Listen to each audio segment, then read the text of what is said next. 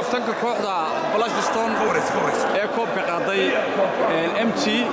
MG ku soo dhawow barnaamijka isboortiga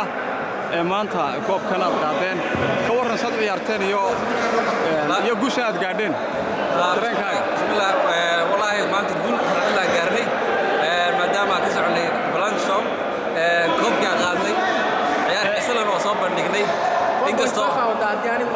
kooxda dandood ay xoogaas adkaysay laakiin waxay yihiin baad tusay maanta dareenkaaga maxaad leedahay koobka koob dar waaye afar koox ayay ahayd si fiican loo ciyaaray si fiican u qaaday yaaniinta soo qaba qaabisan aad u mahadcelinaya aad baad ugu faraxsantahay koobka aad خلاص ما قوليزتو ما لو بيجوكت